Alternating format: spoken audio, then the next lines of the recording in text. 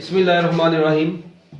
हमारा जो बच्चों अभी टॉपिक है जो हम लोगों ने स्टार्ट करना है उसका नाम है मूवमेंट ऑफ इनर्शिया। बच्चों क्या नाम है टॉपिक का? हमारे टॉपिक का नाम है movement of inertia. Centripetal force का टॉपिक अभी हम लोग बाद में करते हैं, उसके लिए कम से कम हमें ना 45 मिनट चाहिए, तो इसलिए वो टॉपिक थोड़ा सा लेंथी है, उसमें एक्सप्लेनेशन ज्यादा है, तो इसलिए वो इस कम टाइम में हम लोग वो नहीं कर सकते। ये भी एक इंपॉर्टेंट लॉन्ग क्वेश्चन है, मूवमेंट ऑफ इनर्शिया। बच्चों फिजिक्स की दुनिया में इसी मूवमेंट ऑफ इनर्शिया को रोटेशनल इनर्शिया भी बोला जाता है। It is also known as rotational inertia. बच्चों फिजिक्स की दुनिया में इसी को हम लोग क्या बोलते हैं? रोटेशनल इनर्शिया भी इसको बोला जाता है। अब मूवमेंट ऑफ इनर्शिया है या रोटेशनल इनर्शिया है, ये क्या चीज है? बच्चों देखें, जब भी कोई बॉडी मूव कर रही होती है सर्कल में या रोटेट कर रही होती है, तो बच्चों आपको पता है सर्कल में उस बॉडी के डिस्प्लेसमेंट को हम लोग एंगुलर डिस्प्लेसमेंट बोलते थे। उस बॉडी की सर्कल में जो वेलोसिटी होगी उसको हम लोग एंगुलर वेलोसिटी बोलते थे। उसके एक्सेलरेशन को हम लोग एंगुलर एक्सेलरेशन बोलते थे। इसी तरह उसका जो इनर्शिया होता है ना, उसको हम लोग मूवमेंट ऑफ इनर्शिया बोलते हैं। और इसी तरह उसका जो मोमेंटम होता है उसको एंगुलर मोमेंटम बोलते हैं। अगर आप लोगों को याद हो, लीनियर मोशन में इस डिस्प्लेसमेंट की जगह पर एस पड़ा है या डी पड़ा है, ओमेगा की जगह पर वी पड़ा था, अल्फा की जगह पर एक्सेलरेशन पड़ा था, इनर्शिया की जगह पर मैस पड़ा था आप लोगों ने, और ये एंगुलर मोमेंटम है, इसकी जगह पर आपने लीनियर मोमेंटम पड़ा था। ये लीनियर मोशन के फैक्टर्स हैं और ये एंगुलर मोशन के हैं। हम लोग एंगुलर डिस्प्लेसमेंट पढ़ चुके हैं, एंगुलर वेलोसिटी पढ़ चुके हैं, एंगुलर एक्सेलरेशन पढ़ चुके हैं। आज के इस ब्यूटीफुल लेक्चर में हम लोग ये आई को पढ़ने जा रहे हैं। ये आई मूवमेंट ऑफ इनर्शिया कहलाता है और ये मैस की एंगुलर फॉर्म है। इसी तरह आपको अगर याद होगा फोर्स की एंगुलर फॉर्म आप लोगों को याद होगा टॉर्क होती है। फोर्स को एंगुलर मोशन में हम लोग टॉर्क बोलते हैं, लीनियर मोशन में ये एफ था। तो इसी तरह उनमें से मैस की भी एंगुलर फॉर्म है बच्चों एक movement of inertia. So movement of inertia is basically angular form of mass. ठीक है, जब भी कोई बॉडी सर्कल में मूव कर रही हो या रोटेट कर रही है अपने एक्सिस के गिर्द, तो उसका मैस की बजाय हम लोग उसको क्या बोलते हैं? उसके इनर्शिया को बेसिकली हम लोग क्या बोलते हैं? मूवमेंट ऑफ इनर्शिया बोलते हैं। It is also known as movement of mass. देखें, आपको याद है ये टॉर्क को हम लोगों ने क्या बोला था? अगर आपको याद हो, टॉर्क का दूसरा नाम था मूवमेंट ऑफ फोर्स। तो बच्चों जिस भी फिजिकल क्वांटिटी के साथ मूवमेंट ऑफ का लफ्ज आ जाएगा ना, वो एंगुलर बन जाएगी। देखें, मूवमेंट ऑफ फोर्स को क्या बोला? टॉर्क। मूवमेंट ऑफ मोमेंटम को क्या बोलते हैं? Angular momentum. Movement of momentum को बच्चों क्या बोलते हैं? Angular momentum. तो बच्चों ये देखें, मैं आपको ये बता रहा था, मूवमेंट ऑफ फोर्स को टॉर्क बोला, मूवमेंट ऑफ मोमेंटम को एंगुलर मोमेंटम बोला, मूवमेंट ऑफ मैस को मूवमेंट ऑफ इनर्शिया बोला, मूवमेंट ऑफ एक्सेलरेशन को एंगुलर एक्सेलरेशन बोला, मूवमेंट ऑफ वेलोसिटी को एंगुलर वेलोसिटी बोला, मूवमेंट ऑफ डिस्प्लेसमेंट को एंगुलर डिस्प्लेसमेंट बोला। तो ये सारी लीनियर फॉर्म में है, ये सारी बच्चों लीनियर फॉर्म में, और वो सारी बातें किसकी फॉर्म में है? एंगुलर मोशन की फॉर्म में है।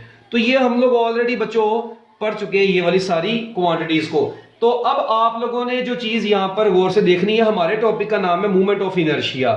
तो बच्चों सबसे पहले हम लोग मूवमेंट ऑफ इनर्शिया की डेफिनेशन के ऊपर चलते हैं। सबसे पहले हम लोग मूवमेंट ऑफ इनर्शिया की डेफिनेशन देखते हैं, उसके बाद अगली बातें करते हैं। एक मिनट जरा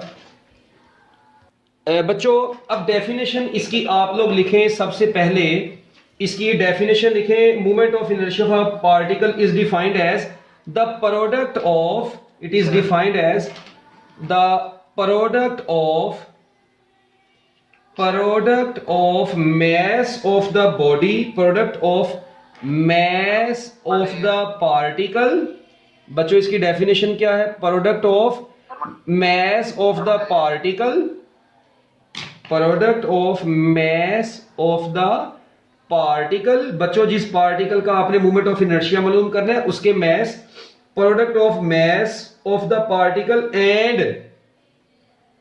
and square of its perpendicular distance and square of its perpendicular distance from axis of rotation, from the axis of rotation is called movement of inertia.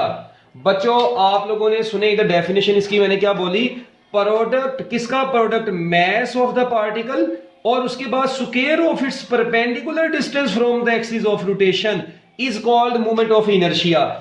इसका जो बच्चों फार्मूला है, इसका जो फार्मूला है वो आप लोगों ने याद रखना है। जिस तरह इसकी डेफिनेशन है ये देखें, इसका फार्मूला, इसका मतलब होगा I is equal to M R square, I is equal to M R square. M यहां पर क्या चीज है, एम यहां पर उस पार्टिकल का मैस है, मैस ऑफ द पार्टिकल है जिसका मूवमेंट ऑफ इनर्शिया आप लोगों ने कैलकुलेट करना है। आर बच्चों यहां पर क्या चीज है, आर यहां पर डिस्टेंस ऑफ द पार्टिकल है from axis of rotation, distance from axis of rotation. बच्चों एक्सिस ऑफ रोटेशन से पार्टिकल का जो डिस्टेंस है ये आर है यहां पर। इससे क्या मुराद है आप लोग देखें, इसकी हम लोग बच्चों एक्सप्लेनेशन करते हैं। इस फार्मूले का प्रूफ तो भी आप लोगों ने नहीं पढ़ना ना, उसकी अभी आपको जरूरत है, ठीक है। आप लोग बस ये ज़हन में रखेंगे कि किसी भी बॉडी का जो मूवमेंट ऑफ इनर्शिया होता है उस बॉडी के मैस और उस बॉडी का सर्कल के सेंटर से या एक्सिस से जो डिस्टेंस होता है उसके स्क्वायर के इक्वल होता है, ठीक है। अब यहां पर आप लोगों ने जो चीज गौर करनी है वो क्या है, देखें अगर आप लोग बच्चों यहां पर थोड़ी सी गौर करें बात पर, मैं आप लोगों के सामने बल्कि इसकी एक्सप्लेनेशन अभी आगे जाके बनाता हूं। फार्मूला लिख लिया, डेफिनेशन है, ये फार्मूला है, ये आया कहां से, इससे हमारा कोई लेना देना नहीं है। अच्छा अब इसकी हम लोग बच्चों यूनिट्स लिखते हैं। देखें आपको पता है कि इसके जो यूनिट्स बनेंगे, मूवमेंट ऑफ इनर्शिया का फार्मूला भी आपने देखा I is equal to M R square है। तो बच्चों इसका मतलब मैस का यूनिट किलोग्राम होता है, डिस्टेंस का यूनिट क्या होता है, डिस्टेंस का यूनिट बच्चों मीटर होता है। तो ये बन गया किलोग्राम मीटर स्क्वायर। तो किलोग्राम मीटर स्क्वायर जो है बच्चों ये एस आई यूनिट आ गया मूवमेंट ऑफ इनर्शिया का। तो बच्चों ये मूवमेंट ऑफ इनर्शिया का कौन सा यूनिट आ गया है, एस आई यूनिट आप लोगों के सामने आ गया है। तो ये मूवमेंट ऑफ इनर्शिया का बच्चों कौन सा यूनिट है, एस आई यूनिट है। इसके अलावा अगर मैं इसकी डायमेंशंस की बात करता हूं बच्चों, किसकी बात करता हूं, अगर मैं इसकी डायमेंशंस की बात करता हूं तो बच्चों याद रखिएगा मूवमेंट ऑफ इनर्शिया की जो डायमेंशंस होंगी वो हम लोग कैसे निकालेंगे। आपको पता है आई की डायमेंशन बराबर होगी मैस की डायमेंशन इनटू आर की डायमेंशन और उसका स्क्वायर। अब मैस की डायमेंशन कैपिटल एम होती है और डिस्टेंस की डायमेंशन एल होती है, इसका स्क्वायर आ गया। तो ये बच्चों बन गया एम एल स्क्वायर। तो एम एल स्क्वायर बच्चों ये इसकी डायमेंशंस आपके सामने आ गई हैं। तो M L square is the dimensional formula of किसका बच्चों, ये मूवमेंट ऑफ इनर्शिया का, ठीक है, ये मूवमेंट ऑफ इनर्शिया का। अच्छा ये मूवमेंट ऑफ इनर्शिया का बच्चों आपके सामने अब आ गया है इस वक्त फार्मूला भी, ठीक है, और इसकी डायमेंशंस भी आप लोगों के सामने आ चुकी हैं, ठीक है। अब आप लोगों ने यह भी याद रखना है बच्चों, मैस भी स्केलर होता है, डिस्टेंस भी स्केलर होता है। तो याद रखिएगा it is a scalar quantity. तो बच्चों हम लोग फिर ये कहते हैं कि मूवमेंट ऑफ इनर्शिया भी कौन सी क्वांटिटी है, it is a scalar quantity. तो बच्चों मूवमेंट ऑफ इनर्शिया भी एक स्केलर क्वांटिटी होती है। तो ये कुछ बातें अभी तक मैंने आपको बताई है, जस्ट इसकी डेफिनेशन बताई, इसका फार्मूला बताया, इसके यूनिट्स बताए और इसकी डायमेंशंस बताई हैं, ठीक है। अब हम लोग चलते हैं आगे इसके ना अगली बातों की तरफ कि क्या इसके बारे में हम लोग क्या क्या कह सकते हैं। तो बच्चों आप लोगों ने अभी तक डेफिनेशन, फार्मूला, यूनिट्स और डायमेंशंस, अब इसकी एक्सप्लेनेशन की हेडिंग बनाए। हैंड रेज कर दें अगर यहां तक नोट कर लिए, जल्दी जल्दी, शाबाश, मीटर लगाएं, जल्दी जल्दी, हरी अप, जल्दी जल्दी। लो जी बच्चों अब हम लोग चलते हैं फिर अपने इसके नेक्स्ट टॉपिक की तरफ। देखें एक्सप्लेनेशन, हेडिंग इसकी बनाएं। अब एक्सप्लेनेशन बच्चों, इसकी एक्सप्लेनेशन में आप लोगों ने क्या चीज देखनी होती है। बच्चों सबसे पहले देखें, मैं यहां पर ना बनाता हूं आप लोगों के सामने एक प्यारा सा सर्कल। क्या बनाता हूं बच्चों आप लोगों के सामने, ये देखें, ये मैंने बनाया एक प्यारा सा सर्कल ऐसे, ठीक है। ये एक सर्कल मैं बच्चों आप लोगों के सामने बनाता हूं। इस सर्कल में अब आप लोगों ने जरा गौर से देखना है। सपोज करते हैं हमारे पास एक ना, ये इसका सेंटर है, ठीक है। अच्छा हमारे पास एक मैस लेस रिजिड रॉड है, ये बच्चों एक मैस लेस रिजिड रॉड है बच्चों ये, और इसके साथ मैंने एक मैस जो है ना ऐसे उसको हैंग कर दिया है। ऐसे ये मैस है बच्चों, ये एक पर्टिकुलर मैस है जो कि मैंने इसके साथ लटका दी है। अब आप लोग देखें इस मैस, ठीक है, ये जो पर्टिकुलर मैस लगाया है, इस मैस का इसके एक्सिस ये O है, इसका यहां से यहां तक का जो परपेंडिकुलर डिस्टेंस है ना बच्चों ये वाला, इस डिस्टेंस को हम लोग नाम दे देते हैं R का। क्या नाम देते हैं बच्चों? इस डिस्टेंस को हम लोग नाम देते हैं R का, यानी perpendicular distance from the axis of rotation. ठीक है, तो बच्चों एक्सिस ऑफ रोटेशन से परपेंडिकुलर डिस्टेंस। और देखें एक्स एक्सिस से, ये जाहिर बात है इस वक्त इसका एक्स एक्सिस से कोई एंगल भी तो बन रहा है, इस एंगल को हम लोगों ने एम ई थीटा का नाम दे दिया शुगल में। तो अब आप लोग यहां पर जो चीज गौर से देखेंगे वो क्या है, ये बच्चों ये एंगल पर्टिकुलर बना है, इस एंगल को हमने थीटा बोल दिया। ठीक है, और ये जो डिस्टेंस है बच्चों, ये डिस्टेंस इसका सेंटर से कितना है? R है। ठीक है, और अब मुझे ये बताएं, अगर मैं चाहता हूं कि मैं इस बॉडी को सर्कल में मूव करवाऊं, मुझे बताओ इस बॉडी को सर्कल में मूव करवाने के लिए क्या करना पड़ेगा?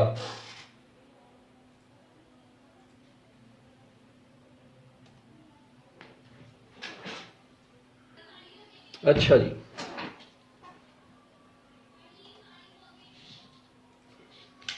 पता नहीं यार इसको क्या पंगा पड़ेगा था। चलें बच्चों ये देखें, अगर आप लोग चाहते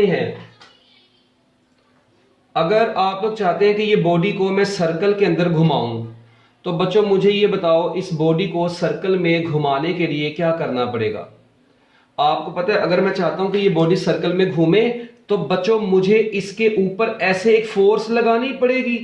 मैं ये फोर्स नहीं लगाऊंगा तो बच्चों आपको पता है ये बॉडी तो सर्कल में घूम ही नहीं सकती। इस फोर्स को मैं नाम दे देता हूं Ft का। Ft बोलते हैं टेंजेंशियल फोर्स। मैंने इसको टेंजेंशियल फोर्स इसलिए बोला है क्योंकि देखिए मैंने इस बॉडी को रोटेट करवाना है सर्कल में, वो भाई मैं इसको इधर को फोर्स ऊपर को लगाऊंगा तो ये एक्सिस से बंधी हुई है, यहां पे इसका एक्सिस है बच्चों, ये अपने एक्सिस के गिर्द इधर ऐसे है, और देखें अब मैंने फोर्स लगानी है इधर को, तो फिर इसने सर्कल में से घूमना शुरू करना है ना। इसका मतलब इस वक्त जो मैंने फोर्स लगाई है वो टेंजेंशियल फोर्स लगाई है। इस टेंजेंशियल फोर्स की वजह से बच्चों इसने सर्कल में घूमना है। इसका मतलब Newton second law of motion के मुताबिक according to Newton's second law, बच्चों न्यूटन्स सेकंड लॉ के मुताबिक मैं कह सकता हूं F is equal to ma होता है। जी आप लोगों ने पढ़ा हुआ है बच्चों, फोर्स ने क्या किया हुआ है? ma किया हुआ है। अच्छा अब मुझे बताएं, आपको पता है फोर्स ने तो ma किया हुआ है, मगर आप लोग देखें अगर फोर्स आप लोग इसके ऊपर टेंजेंशियल अप्लाई कर रहे हैं तो आपका एक्सेलरेशन भी तो टेंजेंशियल एक्सेलरेशन ही कंसीडर होगा। अगर फोर्स लीनियर हो एक्सेलरेशन भी लीनियर होता है, अगर फोर्स टेंजेंशियल है तो एक्सेलरेशन भी टेंजेंशियल होगा। उसके बाद मैं ऐसे भी कह सकता हूं बच्चों, मैं ऐसे भी लिख सकता हूं ना फिर कि Ft इज इक्वल टू, यानी जो टेंजेंशियल फोर्स है is equal to m, a की जगह पर आ गया बच्चों r अल्फा। ये आप लोगों ने कहां पर पढ़ा हुआ है? ये हम लोगों ने पढ़ा हुआ है बच्चों, अभी कल पढ़ा था a is equal to r alpha, ये फॉर्मूला पढ़ा था। तो बच्चों a is equal to r alpha, तो मैंने a की जगह पर क्या पुट कर दिया? r अल्फा पुट किया। तो बच्चों यही टेंजेंशियल फोर्स का फॉर्मूला बन गया m r अल्फा। अच्छा मुझे एक बात बताएं, क्या ये जो फोर्स है क्या ये बॉडी में रोटेशन प्रोड्यूस नहीं करवा रही? इसका मतलब है मैं कह सकता हूं this force is responsible for the rotation of the body, this force is responsible for rotation of the body. बच्चों ये बॉडी में रोटेशन प्रोड्यूस करवाने का सबब बन रही है। और आपको पता है वो फोर्स जो किसी भी बॉडी को रोटेशन प्रोवाइड करती है, हम लोग उसी फोर्स को बेसिकली क्या बोलते हैं? टॉर्क भी तो बोलते हैं। The force which produces angular acceleration in the body, जो बॉडी को सर्कल में घुमाती है उस फोर्स को हम लोग क्या बोलते हैं बच्चों? उस एक्सेलरेशन को क्या बोल देंगे हम लोग बच्चों? जारी बात है उस फोर्स को टॉर्क बोलते हैं। टॉर्क से एंगुलर एक्सेलरेशन प्रोड्यूस होता है। तो बच्चों at is equal to r alpha. अच्छा अब मुझे बताएं यहां पर फोर्स है, अगर मैं चाहता हूं कि ये टॉर्क बन जाए तो मुझे क्या काम करना पड़ेगा? मल्टीप्लाई करवाऊंगा बोथ साइड्स को बाय r से। बच्चों अगर मैं इसको दोनों साइडों से मल्टीप्लाई करवा दूं, multiply both sides by r। बच्चों अगर मैं दोनों साइडों को r से मल्टीप्लाई करवा दूं तो आप लोग देखेंगे ये बन जाएगा r Ft is equal to m r alpha. और साथ में ये आर और आ गया। मैंने बच्चों दोनों साइडों को किससे मल्टीप्लाई करवा दिया? आर से मल्टीप्लाई करवा दिया। अब आप लोग देखें, जब आर से मल्टीप्लाई करवाएंगे तो ये आर से मल्टीप्लाई होगा तो एम आर स्क्वायर अल्फा बनेगा, और आर इंटू फोर्स, आपको पता है फोर्स इंटू आर को तो हम लोग टॉर्क भी लिख सकते हैं। तो टॉर्क होता है बच्चों आर इंटू एफ। तो बच्चों फोर्स इंटू आर की जगह पर हम लोग टॉर्क लिख देते हैं। तो ये आपके पास टॉर्क का एक फॉर्मूला आ गया, torque is equal to M R square alpha. अच्छा, अब आप लोग ना यहां पर एक चीज पे थोड़ा सा गौर करें बच्चों, ज्यादा गौर नहीं करना, थोड़ा सा गौर करना है। देखें, torque is equal to M R square alpha आया। क्या आप लोगों को पता है कि एम आर स्क्वायर को तो आई बोलते हैं, हम लोग एम आर स्क्वायर को क्या बोलते हैं बच्चों? आई बोलते हैं। तो इसका मतलब है मैं ये कह सकता हूं एम आर स्क्वायर अगर आई के बराबर है तो torque is equal to I alpha भी तो लिख सकता हूं। तो लो जी बच्चों, इसका मतलब है कि टॉर्क जो है ये मूवमेंट ऑफ इनर्शिया और एंगुलर एक्सेलरेशन का प्रोडक्ट है। क्या मैं ये कह सकता हूं बच्चों? तो किसी भी बॉडी के मूवमेंट ऑफ इनर्शिया को एंगुलर एक्सेलरेशन से मल्टीप्लाई करवा दें। चैप्टर नंबर 2 जिस वक्त मैं आपको टॉर्क का टॉपिक पढ़ा रहा था उस वक्त मैंने आपको ये बताया भी था कि torque is equal to I alpha होता है। तो ये अक्सर औकात पेपर में 2 नंबर का शॉर्ट क्वेश्चन भी आया था, तो आप लोग यहां से लेकर तो यहां तक इसका 2 नंबर का शॉर्ट क्वेश्चन कर देंगे। डायग्राम अगर आप लोगों ने बनानी हो तो एज यू विश, ये आपकी अपनी मर्जी है। अच्छा बच्चों, ये जो इक्वेशन आपके सामने आ गई है ना, ये इक्वेशन जो है ना, मेरी बात सुने, इस इक्वेशन को आप लोग कंपेयर करें किसके साथ? ये देखें, अगर आपको याद हो second law of motion F is equal to M A, तो बच्चों आप लोग यहां पर बड़ी आसानी से ये बात कह सकते हैं कि देखें, टॉर्क की जगह पर क्या आ गया है? फोर्स। मैस की जगह पर क्या आ गया है? आई। और ए की जगह पर क्या आ गया है? अल्फा। तो बच्चों ये देखें, ये सारी ये वाली इक्वेशन थी लीनियर फॉर्म में। बच्चों ये किस फॉर्म में थी? लीनियर फॉर्म में। तो लीनियर फॉर्म में ये थी, जबकि एंगुलर मोशन की फॉर्म में सारी इक्वेशन ये बन गई है। तो देखें, मैस की angular form moment of inertia, acceleration की एंगुलर फॉर्म अल्फा, फोर्स की एंगुलर फॉर्म टॉर्क। इसका मतलब ये इक्वेशन बिल्कुल इससे मिलती जुलती है। तो मैं कह सकता हूं, मैं ये लाइन बोल सकता हूं कि मूवमेंट इन एंगुलर मोशन, ठीक है जी, मूवमेंट ऑफ इनर्शिया प्लेज, ये लाइन लिखें बच्चों, movement of inertia I plays, बच्चों मूवमेंट ऑफ इनर्शिया यानी आई प्लेज, क्या प्ले करता है बच्चों? Plays the same role in, हाँ जी, movement of inertia plays the same role in angular motion,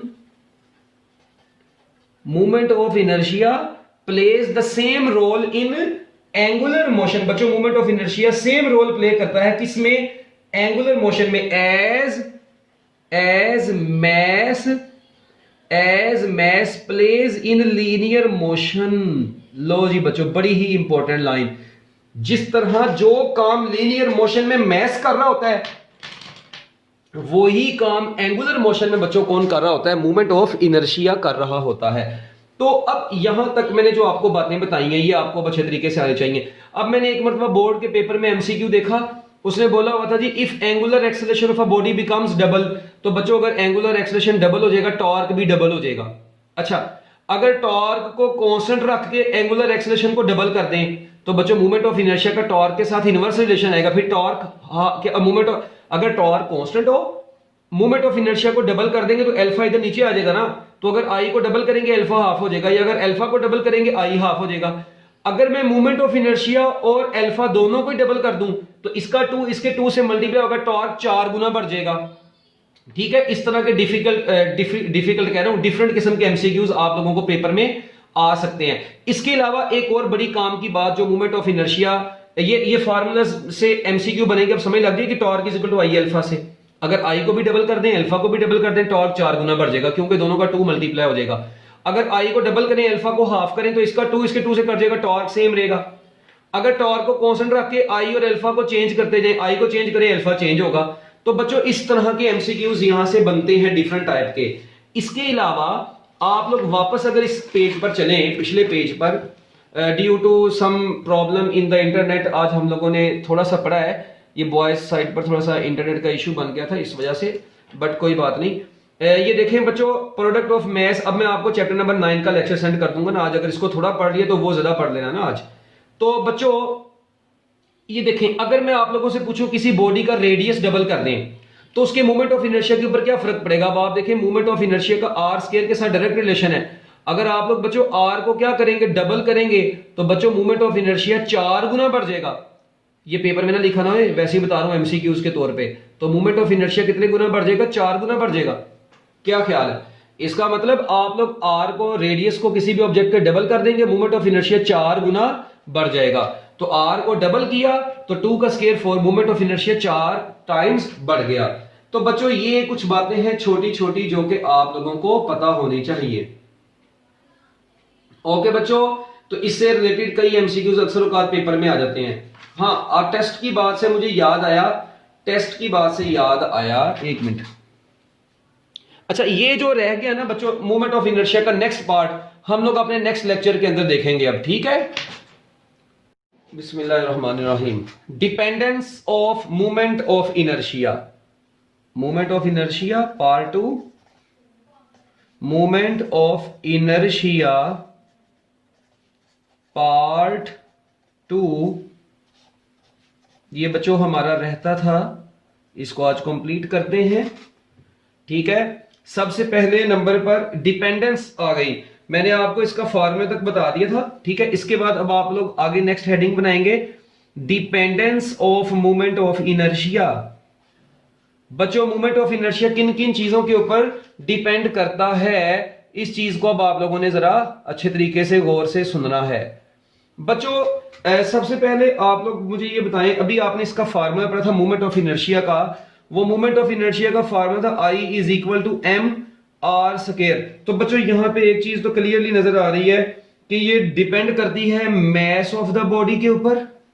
moment of inertia depends upon the mass of the body. और बच्चों उसके बाद दूसरा है स्क्वायर ऑफ परपेंडिकुलर डिस्टेंस। और बच्चों ये क्या है, square of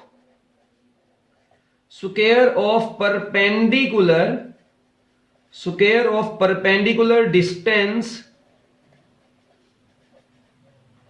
from axis of rotation, square of perpendicular distance from axis of rotation. बच्चों ये इस चीज के ऊपर डिपेंड करता है। बच्चों इसके अलावा ये डिपेंड करता है डिस्ट्रीब्यूशन ऑफ द मैस। अच्छा ये बड़ी इंपॉर्टेंट लाइन है, it also depends upon distribution of mass and position of axis of rotation. अच्छा मैं एक्सिस ऑफ रोटेशन को AOR से लिख रहा हूं। बच्चों एक बार दोबारा से सुने, ये जो मूवमेंट ऑफ इनर्शिया है ये इस वक्त 4 चीजों पर डिपेंड करता है। एक तो ऑब्जेक्ट के मास के ऊपर तो करता है, फिर square of the distance perpendicular distance from axis of rotation उसके ऊपर भी करता है। इसके अलावा एक्सिस ऑफ रोटेशन की पोजीशन के ऊपर भी डिपेंड करता है, और ये जो मास है इसकी डिस्ट्रीब्यूशन के ऊपर भी डिपेंड करता है। अब अक्सर बच्चे सोचते हैं sir ji what do you mean by the mass distribution, what is mass distribution. बच्चों इस चीज को आप लोगों ने अब समझना है, इसके लिए आप लोगों को इसकी नेक्स्ट हेडिंग देखनी पड़ेगी। आप लोग नेक्स्ट हेडिंग बनाएं, उसके अंदर आप लोगों को ये ऑटोमेटिकली समझ आ जाएगी।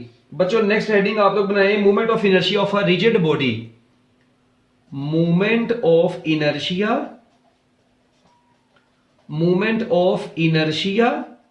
Of a rigid body. बच्चों किसी रिजिड बॉडी का मूवमेंट ऑफ इनर्शिया आप लोग कैसे कैलकुलेट करते हैं, इसमें आपको मास डिस्ट्रीब्यूशन का पता चलेगा। हाँ जी, movement of inertia of a rigid body.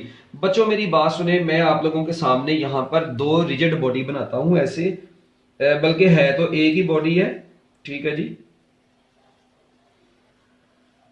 ऐसे ये एक रिजिड बॉडी है, ये बच्चों इसका सेंटर है, ठीक है। इसके सेंटर से सपोज करते हैं ये पूरी बॉडी छोटे छोटे मैसेज से मिलकर बनी हुई है। लेट वी से बच्चों ये मैस M1 है, ठीक है। इसी तरह ये जो मैस है बच्चों सपोज करते हैं ये M2 है बच्चों। इसी तरह ये जो मैस है बच्चों सपोज करते हैं ये मैस कितना है, M3 है। और बच्चों इसी तरह से हम लोग चलते जाते हैं और सपोज करते हैं कि ये मैस हमारे पास बच्चों M4 है। हमने पूरी बच्चों है तो बहुत ज्यादा मैसेज, हमने सपोज किया ये हमारे पास एक रिजिड बॉडी है जिसके अंदर ये सारे एक छोटे छोटे मैस हम लोगों ने डिस्ट्रीब्यूट कर दिया ना मैस को, इसके छोटे छोटे मैसेज हैं इसके। ये जरूरी नहीं है 4 क्यों, ज्यादा भी हो सकते हैं। अब इसका डिस्टेंस सेंटर से क्या है, ओ r1, इसका डिस्टेंस बच्चों देते हैं r2, इसके डिस्टेंस को r3 बोलते हैं और इसके डिस्टेंस को r4 बोल देते हैं। अच्छा, अब बच्चों ये हर एक का देखें एक्सिस से जो डिस्टेंस है वो भी डिफरेंट है, क्योंकि ये इररेगुलर शेप की रिजिड बॉडी थी। ये नॉन यूनिफॉर्म मैस डिस्ट्रीब्यूशन है, इसमें कहीं पर मैस कम है, कहीं पर ज्यादा है। बच्चों पहली बात याद रखें, मैंने अभी आपको बताया कि यहां पर नॉन यूनिफॉर्म डिस्ट्रीब्यूशन हुई है मैस की, नॉन यूनिफॉर्म डिस्ट्रीब्यूशन हुई है मैस की। किसी पार्टिकल के देखें, ये इसका मैस m1 है, ये मैस m2 है, ये मैस m3 है, ये मैस m4 है, इसी तरह एक और आगे टुकड़ा लेने m5 का। तो बच्चों इनके मैसेज डिफरेंट है, नॉन यूनिफॉर्म डिस्ट्रीब्यूशन की है हम लोगों ने मैस की, ठीक है जी। और ज्यादातर होती भी इनमें नॉन यूनिफॉर्म डिस्ट्रीब्यूशन है, क्योंकि देखें इररेगुलर शेप की रिजिड बॉडी है, इररेगुलर शेप है ये। तो बच्चों इररेगुलर शेप्ड रिजिड बॉडी है, नॉन यूनिफॉर्म मैस डिस्ट्रीब्यूशन है, कोई कहीं पे है, कोई कहीं पे ज्यादा है। और इसी तरह बच्चों देखें, अब हमने क्या काम किया, ये रिजिड बॉडी जो है it is made up of, बच्चों ये किसकी बनी हुई है, it is made up of n small PCs.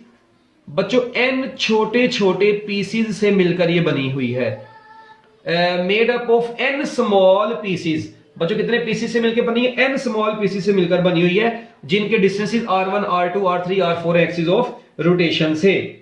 अब बच्चों मेरी बात सुने, सपोज करें आपने क्या काम किया, बाय रोटेटिंग द बॉडी, आप लोगों ने बच्चों क्या काम किया, बाय रोटेटिंग, ठीक है जी, विद एंगुलर एक्सेलरेशन अल्फा। बच्चों आपने इनको किसी पर्टिकुलर एंगुलर एक्सेलरेशन के साथ रोटेट करवा दिया। ये देखें इस वक्त ना बच्चों, ये पहले इसका एक्सिस ऑफ रोटेशन ऐसे था, मतलब यहां पर थी ये। अच्छा, आप लोगों ने बच्चों इस बॉल को ना, बॉडी को पूरी की पूरी को क्या करवा दिया, थोड़ा सा रोटेट करवा दिया। अच्छा, रोटेट ऐसे करवाया कि देखें जरा इधर सुने, m1 जो था ना वो पहले यहां पर था ना, ठीक है। सपोज करते हैं ये बेचारा m1 अब इधर आ गया, m1 इधर आ गया, m2 लगते हाथ इधर पहुंच गया, ठीक है, m3 लगते हाथ इधर पहुंच गया, और m4 बच्चों लगते हाथ इधर पहुंच गया। ये इसका एक्सिस ऑफ रोटेशन है centre, m1 m2 m3 m4। अब आप लोग देखें, पहले m1 ऐसे था ना, आप लोग देखें ये थोड़ा सा, मतलब अब इसका, अब ये किसी पर्टिकुलर एंगल पर आ गया हुआ है, इसका मतलब इसका इस वक्त कोई पर्टिकुलर एंगल बन रहा है, ये एक पर्टिकुलर एंगल बन रहा है ये। अब इस एंगल को हम लोग बच्चों थीटा का नाम दे देते हैं, कि मैंने इसको रोटेट करवा दी किसी पर्टिकुलर एंगल पर। ओ भाई ये देखो, ये इसको यहां के बजाय यहां पे बना देता हूं, कई लोगों को दौरा पड़ जाए ना। ये देखें बच्चों, जैसे ही आप लोगों ने इसको रोटेट करवाया किसी पर्टिकुलर एंगल पर विद अल्फा, अल्फा से मुराद है यूनिफॉर्म एक्सेलरेशन, ये अल्फा से मुराद है एंगुलर एक्सेलरेशन, एंगुलर एक्सेलरेशन, ये एंगल ना समझ बैठना, एंगल ये थीटा शो किया हमने। अच्छा, अब ये देखें, आप लोगों ने बच्चों एक बार दोबारा से सुने, आप लोगों ने क्या काम किया, आप लोगों के पास ये एक रिजिड बॉडी थी, non uniform distribution of mass थी, इररेगुलर शेप की है, n स्मॉल पीसेस से बनी हुई है, हर पीस का मास m1 m2 m3 m4 और mn तक है, उनके जो डिस्टेंसेस है r1 r2 r3 r4 है। आपने इस पूरी बॉडी को ऐसे रोटेट करवा दिया, रोटेट करवाया किसी पर्टिकुलर एंगल पर। तो देखें बच्चों मजे की बात, m1 रोटेट करके थोड़ा सा आगे गई, तो देखें m1 ऊपर को चली गई, m2 जहां पर पहले थी देखें थोड़ा सा आगे हो गई है, m3 यहां पर थी वो थोड़ा सा आगे होगी, m4 इधर थी वो इधर आ गई। इसका मतलब आप लोगों ने जैसे इस पूरी रिजिड बॉडी को रोटेट करवाया, इसके अंदर मौजूद हर पार्टिकल भी रोटेट कर गया है। तो ये बड़ी इंपॉर्टेंट लाइन थी बच्चों। मैंने बोला जिस तरह, जिस एंगुलर, अब देखें जिस एंगुलर एक्सेलरेशन के साथ ये पूरी बॉडी रोटेट करेगी ना, उसी एंगुलर एक्सेलरेशन के साथ इस बॉडी का हर पार्टिकल भी रोटेट करेगा, उसी एंगुलर वेलोसिटी के साथ इसका हर मैस भी रोटेट करेगा। जिस एंगुलर वेलोसिटी के साथ पूरी बॉडी रोटेट करती है, उसी एंगुलर वेलोसिटी, उसी एंगुलर एक्सेलरेशन के साथ उसका हर पार्टिकल भी रोटेट करेगा। तो ये बच्चों आप लोगों के पास आ गया है इस वक्त इस पूरी बॉडी का यहां तक की बात। बच्चों हैंड रेस कर दें, हरी अब जल्दी जल्दी जरा मिनट लगा के।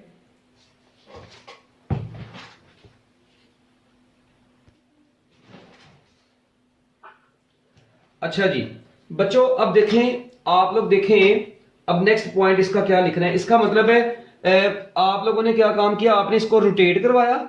बच्चों जैसे ही ये पूरी बॉडी रोटेट करेगी, अच्छा ये जरा देखना अब इधर बच्चों, जैसे ही आप लोगों ने इस बॉडी को क्या करवा दिया, गलती से रोटेट करवा दिया, तो बच्चों एज रिजिड बॉडी रोटेट्स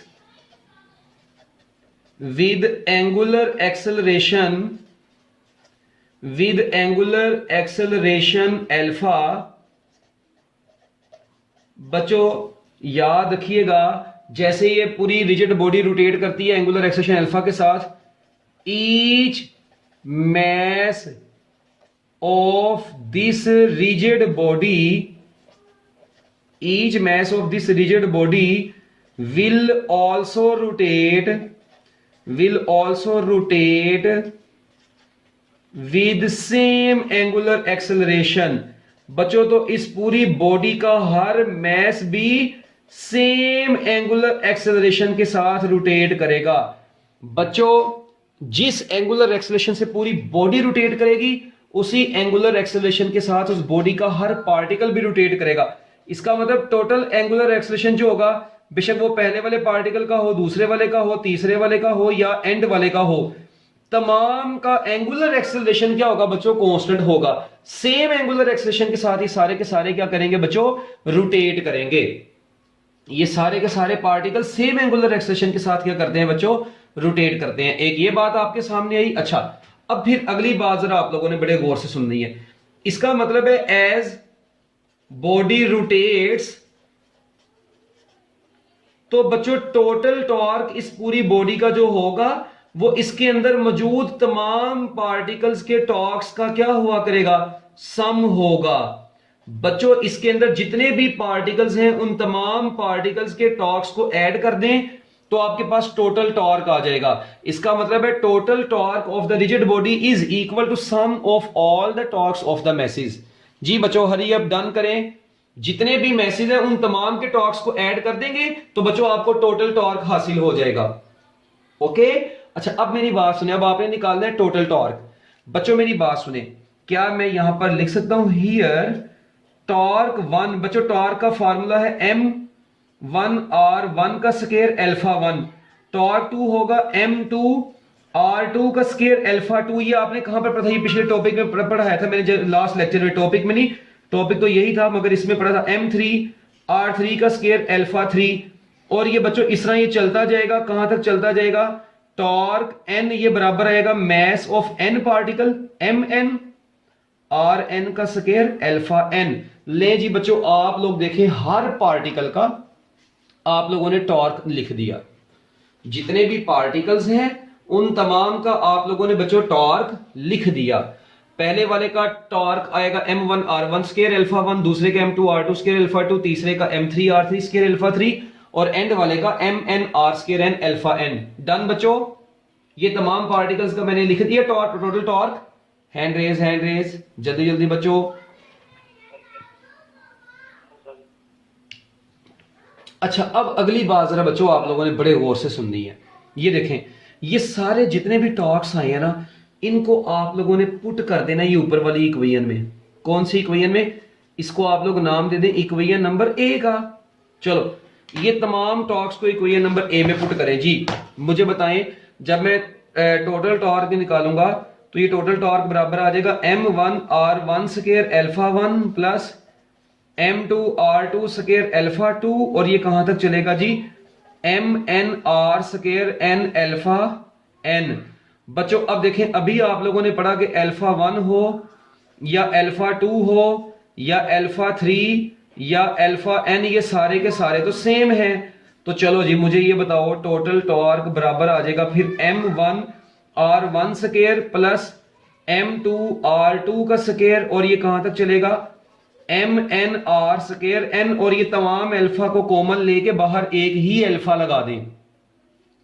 अब बच्चों मेरी बात सुनो, ये जो पूरी चीज आप लोगों ने पढ़ी है ना, ये सारी M1R1 स्क्वायर प्लस m2r2 का square and so on mnr square N. बच्चों इसको आप लोग total movement of inertia of the rigid body बोल सकते हैं।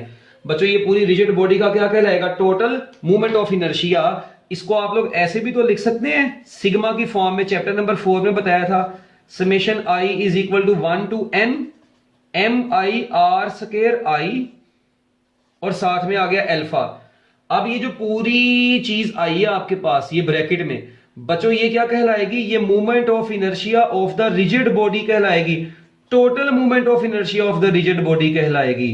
तो बच्चों पूरी रिजिड बॉडी का जो टोटल टॉर्क होता है वो उसके टोटल मूवमेंट ऑफ इनर्शिया और एंगुलर एक्सेलरेशन का क्या होता है? प्रोडक्ट होता है। तो यहां तक बच्चों आपका लॉन्ग क्वेश्चन कंप्लीट हो चुका है। यहां तक था बच्चों आप लोगों का ये लॉन्ग क्वेश्चन। तो बच्चों देखें, सबसे पहले अब आप लोगों ने इस लॉन्ग क्वेश्चन में हेडिंग कौन कौन सी बनानी है, मैं आपको इसकी हेडिंग्स बता देता हूं। बच्चों सबसे पहले आप लोगों ने इसकी हेडिंग्स में सबसे पहले क्या लिखेंगे जी? बताएं, बोलो साथ साथ मेरे। सबसे पहले इसकी क्या आएगी? और बोल दे नहीं हो, डेफिनेशन। फिर आएगा बच्चों इसका फार्मूला। फिर बच्चों इसका आप लोग लिखेंगे फार्मूले के बाद आप लोग वो torque is equal to I alpha का प्रूफ। ओके ठीक है जी। उसके बाद बच्चों आप लोग इसकी क्या लिखेंगे? बोले डिपेंडेंस। फिर आप लोग बच्चों इसके यूनिट्स एंड डायमेंशंस भी लिख सकते हैं, यूनिट्स एंड डायमेंशंस। बच्चों उसके बाद फॉर रिजिड बॉडी क्या लिख देना है? For rigid body. लो जी बच्चों, ये आप लोगों के पास टोटल इस टॉपिक की हेडिंग्स आ गई। तो ये आपका लॉन्ग क्वेश्चन कंप्लीट हो गया। मेरा ख्याल है उस दिन वाला मिला के और आज वाला मिला के ये आपका लॉन्ग क्वेश्चन कंप्लीट हो गया, कोई मुश्किल चीज नहीं थी। तो ये पार्ट 2 था बच्चों हमारा। हाँ, अब ना कुछ एमसीक्यूज हैं बच्चों, इनके ना डिफरेंट एमसीक्यूज तो नहीं अभी फिलहाल, मैं ये कहूंगा साइड पर आप लोग देखें, उसने 4 मूवमेंट ऑफ इनर्शिया लिखे हुए हैं। उसने लिखा हुआ है, कौन सा? ये वाला, ये इसे ऊपर वाला पुत्र। ये मैंने बताया, देखो ये सारे ऐड करेंगे ना आप, हर बॉडी का movement of inertia, her particle का मूवमेंट ऑफ इनर्शिया मिलके टोटल मूवमेंट ऑफ इनर्शिया बना देगा। तो इस पूरी चीज को मैं आपको पता है सिग्मा की फॉर्म में ऐसे भी तो लिख सकता हूं, समेशन की फॉर्म में। वो चैप्टर नंबर 4 में बताया था ना, work done by variable force में पुत्र मैंने, कि इनको जो चीज रिपीट हो रही है, देखो एम आर ये बार बार रिपीट हो रहा है, उसको लिख दो जो जो वैल्यू उसके साथ आ रही, कभी 1 कभी 2 कभी 3 एन तक आ रही, तो आप उसको आई से डिफाइन करके आई को इधर डिफाइन कर दे 1 से एन तक। ये चैप्टर नंबर 4 में work done by variable force में मैंने आपको कॉन्सेप्ट बताया था समेशन का। ठीक है। अच्छा, अब बच्चों आप लोग देख के मुझे बताएं, रॉड का मूवमेंट ऑफ इनर्शिया कितना लिखा हुआ है? थिन रॉड का मूवमेंट ऑफ इनर्शिया कितना लिखा हुआ है? 1/12 बोलो ml square. Movement of inertia बच्चों रिंग का या हुप का, जिसको छल्ला बोलते हैं, रिंग हो या कोई हुप हो बच्चों, उसका जो मूवमेंट ऑफ इनर्शिया होता है, इसमें वो रिंग नहीं होती, ठीक है, उसका मूवमेंट ऑफ इनर्शिया बच्चों याद रखना है mr स्क्वायर होता है। इसी तरह बच्चों मूवमेंट ऑफ इनर्शिया डिस्क का या सिलेंडर, डिस्क या सिलेंडर का movement of inertia 1/2 mr square होता है। बच्चों ये 3 एमसीक्यूज हैं, बड़े मेजर एमसीक्यूज है, अक्सर का पेपर में आते हैं। ये 3 नहीं है, एक और भी है। Movement of inertia thin rod का, रिंग का, हुप का या डिस्क का और सिलेंडर का। ये m है mass of the rod, l है यहां पर लेंथ ऑफ द रॉड। बच्चों अब movement of inertia of the thin rod, movement of inertia of ring या hoop, movement of inertia of disc या सिलेंडर। और इसके बाद बच्चों एक रह गया movement of inertia of solid sphere. एक होता है होलो स्फीयर, होलो स्फीयर जो अंदर से खाली हो, खोखला हो, सॉलिड स्फीयर जो अंदर से भरा हो। तो movement of inertia of solid sphere, कौन सा स्फीयर? सॉलिड स्फीयर, उसका होता है 2/5 mr स्क्वायर। और मूवमेंट ऑफ इनर्शिया ऑफ एक होता है होलो स्फीयर, ये आपकी बुक में सिर्फ स्फीयर का लिखा हुआ है, ये मैं आपको इंफॉर्मेशन के लिए बता रहा हूं। ये होता है 2/3 mr स्क्वायर, ये हम लोग आगे यूज करेंगे। बच्चों देखें टोटल मैंने 5 मूवमेंट ऑफ इनर्शिया लिखे हैं 5 ऑब्जेक्ट्स के। थिन रॉड का मूवमेंट ऑफ इनर्शिया, ठीक है बच्चों, वो होता है 1/12 ml स्क्वायर। m यहां पर रॉड का मैस, l यहां पर उसकी लेंथ। रिंग का या हुप का मूवमेंट ऑफ इनर्शिया, डिस्क या सिलेंडर का मूवमेंट ऑफ इनर्शिया। उसके बाद बच्चों होलो स्फीयर का होता है 2/3। ये आए कहां से? इनकी कैलकुलेशन बीएससी में है अभी आपकी एफएससी में नहीं है, इसलिए आप लोग इनको जस्ट जुबानी याद रखेंगे। ओके बच्चों इनसे ना रिलेटेड, मूवमेंट ऑफ इनर्शिया से रिलेटेड कुछ एमसीक्यूज हैं, एमसीक्यूज कर लेते हैं। ये देखें जरा, अगर मैं आप लोगों को पेपर में एमसीक्यू देता हूं, ठीक है, जरा सुनना, बड़ा जबरदस्त एमसीक्यू है। जल्दी जल्दी बताना है आप लोगों ने, मुझे साथ साथ ऊंची आवाज में बताते जाना, एक एक बच्चा करके बता देगा। हाँ जी, अगर मैं अब आपसे जुबानी पूछूं, movement of inertia of solid sphere कितना होता है? जी आंसर। 2/5 mr²। Yes, 2/5 mr²। फौरन आंसर आप लोग बता देंगे। अच्छा, उसके बाद बच्चों अब मैं आप लोगों को अगर ये कहता हूं कि चले मुझे बताएं, if angular velocity of a particle, क्यों?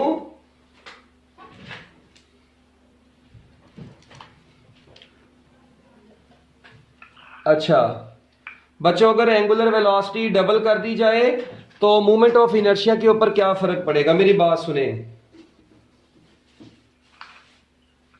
असल में ना अभी आपने ये टॉपिक पढ़ा नहीं है, ठीक है, अभी आप लोगों ने ये टॉपिक पढ़ा नहीं है। अभी आगे आएगा फार्मूला एक, L is equal to I omega. L बोलते हैं एंगुलर मोमेंटम को, ठीक है, L बोलते हैं किसको? एंगुलर मोमेंटम को। ये आगे आएगा टॉपिक। तो एंगुलर मोमेंटम जो होता है वो I इंटू ओमेगा होता है। एंगुलर मोमेंटम होता है I इंटू ओमेगा। यहां से पता चलता है कि I का और ओमेगा का इनवर्स रिलेशन है। और ये बच्चों वहां से निकला हुआ है, मैं बताता हूं, थोड़ा सा याद करें। ये निकला हुआ है P is equal to M V से। मैस की जगह पर मूवमेंट ऑफ इनर्शिया आ गया, V की जगह पर एंगुलर वेलोसिटी आ गई, मोमेंटम की जगह पर एंगुलर मोमेंटम आ गया। अगला टॉपिक है ये। तो आप लोग बस याद रखें, मूवमेंट ऑफ इनर्शिया का एंगुलर वेलोसिटी के साथ इनवर्स रिलेशन है। अगर एंगुलर वेलोसिटी डबल हो जाएगी तो मूवमेंट ऑफ इनर्शिया बच्चों क्या हो जाएगा? हाफ हो जाएगा। हाँ जी, आपकी क्या ही बात है पुत्र, आपको नोबेल प्राइज देता हूं मैं भी, सब्र करो। अच्छा, इसके बाद मूवमेंट ऑफ इनर्शिया का unit, SI unit of movement of inertia is, जी बच्चों क्या इसका एसआई यूनिट है? हाँ जी, आप लोगों ने बच्चों इसका एसआई यूनिट पढ़ा था, I is equal to M R square. आप लोगों ने पढ़ा जी किलोग्राम मीटर स्क्वायर। अच्छा, एक मजे की बात बताऊं, क्या मैं इसको ऐसे लिख सकता हूं, किलोग्राम मीटर स्क्वायर पर second square into second square, जो मिलकर बन जाएगा जॉल सेकंड स्क्वायर। ए आलो, ये देखना भी, यहां पे अक्सर लोगों को दौरा पड़ना है। ये देखो, किलोग्राम मीटर स्क्वायर पर सेकंड स्क्वायर, मैंने क्या काम किया, मैंने सेकंड स्क्वायर से मल्टीप्लाई और डिवाइड करवाया। और देखो ना भाई, अगर ये कट जाएंगे आप लोग देखें, दोबारा जवाब सेम ही आ जाएगा। ये कट जाएंगे दोबारा जवाब वो आ जाएगा, मगर इसको मैंने ऐसे लिखा जॉल बनाने के लिए। मैंने इसको जॉल बनाने के लिए सेकंड स्क्वायर से मल्टीप्लाई भी करवाया, डिवाइड भी करवाया। जो डिवाइड करवाया वो ऊपर आ गया। अब ये जो इतनी सी चीज है, ये क्या बन गई? किलोग्राम मीटर स्क्वायर पर सेकंड का स्क्वायर, तो ये जॉल बन गया। तो बच्चों ये जॉल सेकंड स्क्वायर भी इसका यूनिट होता है, ये भी आप लोगों ने अभी याद रखना है। अच्छा, उसके बाद बच्चों पुत्र, अगर आपको पेपर में लिखा हुआ आ जाए ना इस फॉर्म में, आपकी बुक में तो ये लिखा है, अगर पेपर में आपको ये ऑप्शन ना नजर आए, जॉल की फॉर्म में लिखा हुआ, फिर क्या करेंगे वहां पे? ठीक है, तो ये इसको एक यूनिट से दूसरे यूनिट में कन्वर्ट किया जस्ट हमने, ठीक है, ये कन्वर्जन है। ओके, लो जी बच्चों, इसके बाद अगर आपसे पूछे movement of inertia of disc and movement of inertia of hoop की रेशो क्या होती है? अब मुझे बताओ बच्चों, डिस्क का मूवमेंट ऑफ इनर्शिया कितना होता है? जल्दी जल्दी बताओ। 1/2 mr²। हूप का क्या होता है? अकेला mr²। ये कट जाएगा बच्चों 1/2, यानी 1:2 आपका आंसर बच गया। इसी तरह बच्चों मैं आप लोगों से एक एमसीक्यू अभी पूछ सकता हूं कि movement of inertia of disc and sphere of same radius. Movement of inertia of disc, आपके पास एक डिस्क है और एक क्या है, स्फीयर है, सेम रेडियस के हैं। तो बच्चों बताएं उनके मूवमेंट ऑफ इनर्शिया की रेशियो क्या होगी? अब देखें आप लोग, ये देखें डिस्क का जो मूवमेंट ऑफ इनर्शिया होता है ना बच्चों, वो होता है कितना? 1/2 mr²। और स्फीयर अगर कुछ भी ना लिखा होता, इट मींस वो सॉलिड स्फीयर ही है, तो 2/5 ही आप लोग उसको कंसीडर करेंगे, 2/5 mr²। ठीक है, 2/5 mr²। अब देखें ये mr² से कट गया, 1/2 इंटू 5/2, तो बच्चों आपका आंसर आ गया 5:4। तो बच्चों 5:4 ये आपका अब आंसर होगा, अगर डिस्क और स्फीयर के मूवमेंट ऑफ इनर्शिया की रेशो आप लोगों से पूछ ली जाए। ठीक है बच्चों, तो इसी तरह एक आप लोगों से और भी एमसीक्यू पूछा जा सकता है। देखें, आप लोग मुझे बताएं, आपके पास ना 2 सिलेंडर है आपके पास बच्चों। कितने सिलेंडर हैं जी? सपोज करते हैं 2 सिलेंडर हैं, सेम रेडियस के हैं, ठीक है जी, सॉरी, सेम मैस के हैं, दो सिलेंडर हैं बच्चों आपके पास, क्या है जी, सेम मैस के हैं, मगर एक का डायामीटर ज्यादा है, एक का डायामीटर कम है। One has larger diameter, one has larger diameter. बच्चों एक का रेडियस ज्यादा है, चलिए रेडियस कर लो, ये डायमीटर कर लो, बात एक ही है। तो बताओ बच्चों किसका मोमेंट ऑफ इनर्शिया ज्यादा होगा। अब देखें, आपको पता है I is equal to M R square होता है, आई इज इक्वल टू क्या होता है, एम आर स्केयर। तो बच्चों मुझे बताएं, अगर मैथ सेम है तो बच्चों वन हैज लार्जर रेडियस, तो बच्चों जिसका रेडियस ज्यादा होगा उसका मोमेंट ऑफ इनर्शिया भी क्या होगा, ज्यादा होगा। क्या ख्याल है? ओ भाई ऐसे ही है, बोलो। तो किसका मोमेंट ऑफ इनर्शिया ज्यादा होगा फिर?